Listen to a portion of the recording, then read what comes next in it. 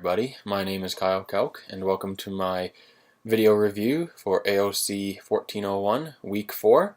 This week we were tasked with making a date planner app. Well, not really making it, but expanding upon what we did in the previous week. So this week we added some swipe gestures, and instead of pressing a button now to save our date, when we swipe back to the main screen, that is when our date is going to be saved. We also added in a save button on the main page, which introduces us to the NS user defaults.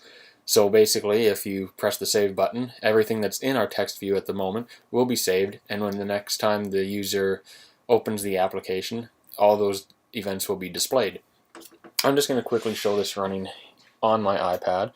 So here we go. Here it is right here. We're going to start it up. As you can see, it loads in.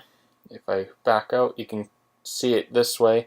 I'm going to demonstrate this much better on the simulator, as this right now is a little bad, but you can see when I swiped it went to the next screen. So I'm going to switch to the simulator now and further demonstrate the application. So here's my application running within the simulator. As you can see right now, I don't have anything saved in here. I wanted a fresh start to the project, so everything's in here. If I go down here, swipe right, everything loads up. Just to demonstrate the validation, swipe left, text field highlights in red, adds a placeholder. You must enter an event name. So I'll go in here, hello world, and now if I swipe left, it'll add.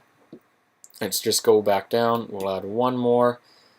So we're going to go in here, hello again world, and we'll quickly swipe, and there you go. And you can see it keeps updating the time, so it's the most current time and date.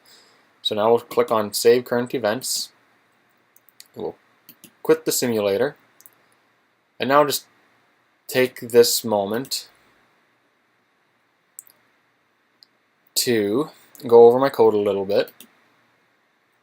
Here you can see IB outlet. So I have set up for the labels and text views, mutable strings, my saved data. So if I go in here for the action for the saved data, here's where my NS user default is made up. As you can see, everything in there is just basically saves what I have in the text view as my user default. So when it loads back up, as you can see here in my view did load, it'll load up my user defaults to display everything. Here's my save event for the storyboard. So once it gets passed back through, here's where it appends everything to my text view. And honestly, this week it wasn't too bad. I had the stumbling block. I forgot to at first have in that should perform segue with identifier. I added that in. As you can see, if my string is text is equal to nothing, then it's going to throw out my validation error. Otherwise, it's going to run everything as normal. And the only other stumbling block I had was my events. It actually saved multiple ones every time I added a new one. So I got that fixed out.